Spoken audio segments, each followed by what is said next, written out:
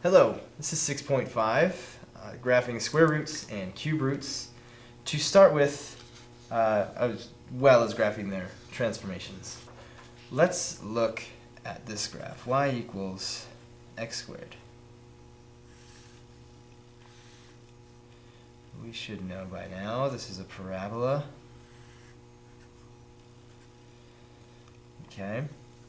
Well, what would its inverse be? What's y inverse?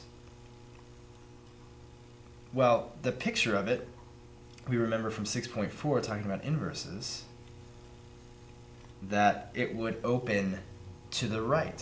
It would be reflected over this line y equals x.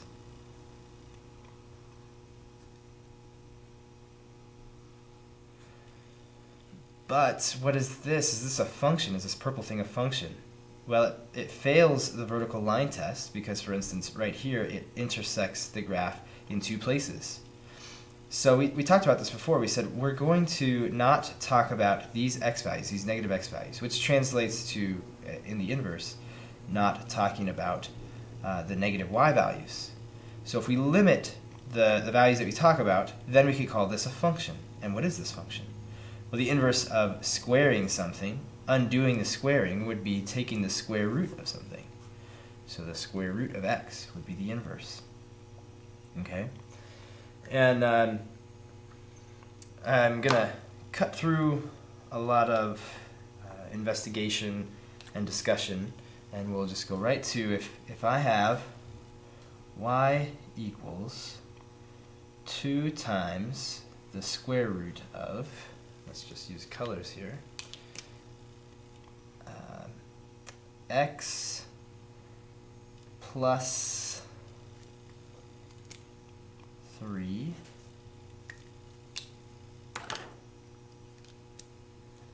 minus 5. What are each of these things going to do? The 2, since it's a number greater than 1, it's going to make the graph twice as tall. The 3, to help you remember, it's in here interacting with x. X is the horizontal component, so 3 is going to do something to the horizontal. It's going to shift it left or right. And remember, with the horizontal shifts, it's counterintuitive. You would think maybe it would move it to the right 3, but actually it would move it left 3. And the minus 5 would move it down 5. So if we were to look at this graph and then graph this, graph it in blue.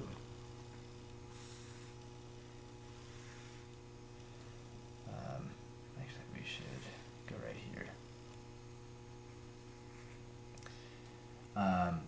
So we could look at this graph, and it would be like this. It would go through this point, 1, 1. Okay, but because of the 2, it gets twice as tall, so instead of going through 1, 1, it goes through 1, 2. And kind of has that shape, gets stretched out. And then because we are adding 3 inside the radical with x, it's going to move it to the left 3. We could use this point as a reference, and this point as a reference. So it would go through like that. And finally, because of the negative 5, it would move down 5. So we can use this as a reference point, and this as a reference point. 1, 2, 3, 4, 5. And finally it goes just like this. Okay, so this final one right here is our final graph. It's gone through all the transformations. Right. So let's do a practice problem for square roots. Let's see, number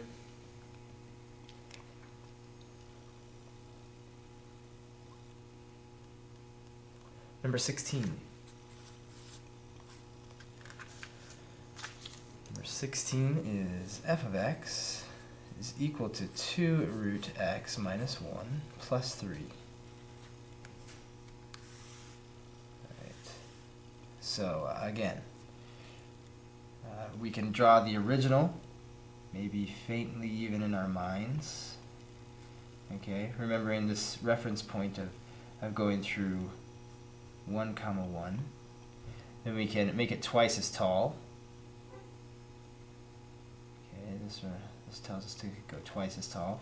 This minus 1, remember, not to the left one like we might think, but to the right one. So it starts here and it would go through this point. Right? And then the last thing is that it would go up 3. So this is where we were last. It would go from there up 1, 2, 3. And go through, we'd be over 1 and up 2. So something like this would be the final product. Okay, so it just goes through its different transformations and gets its new look.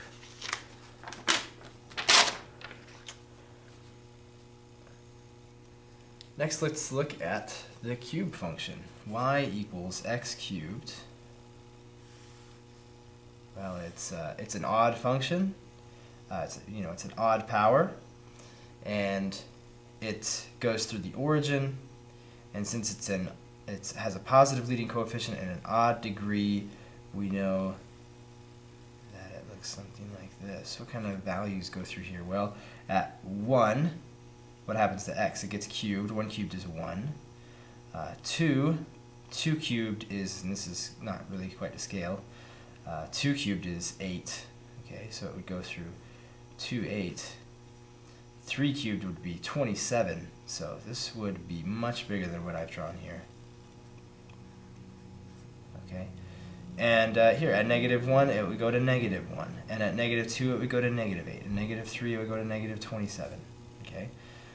So that's what that looks like. What about its inverse? What does the inverse of this graph look like?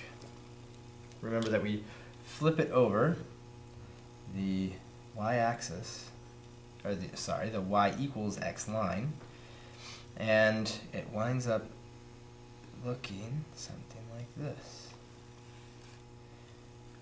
Well, now when we did this with the square root, we ran into a problem. We ran into the problem that the square root function was not a function, actually.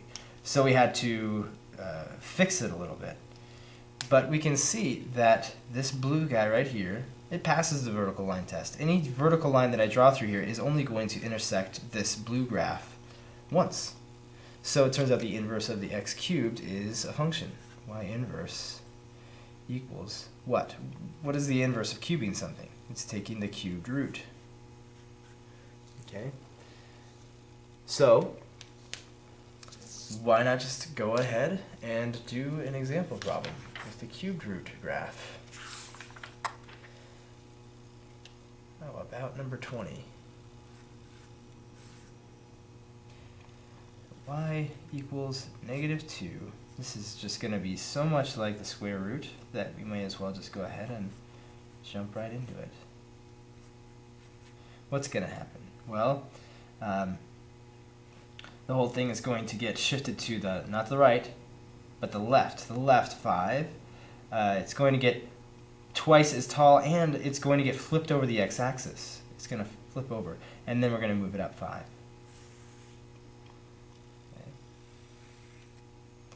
Okay, so we take this basic shape right here,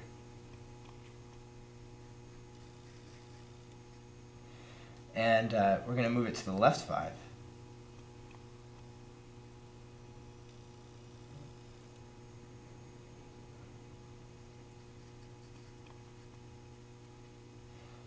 Then we're going to make it twice as tall as this.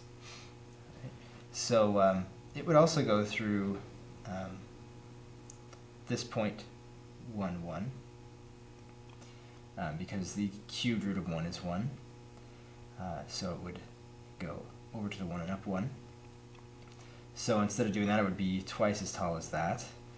So now it's twice as tall.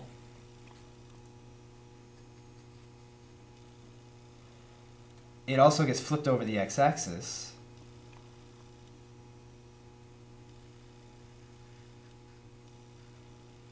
And it gets moved up 5. 1, 2, 3, 4, 5. So here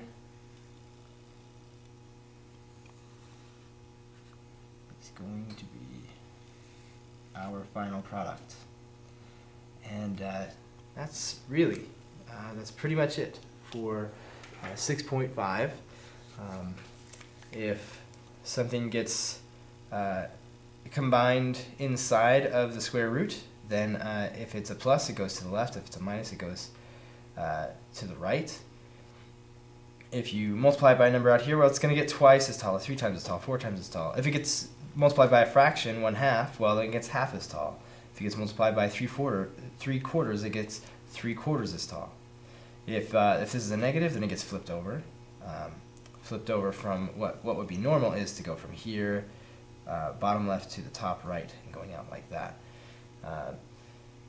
If it's negative, then it would get flipped over.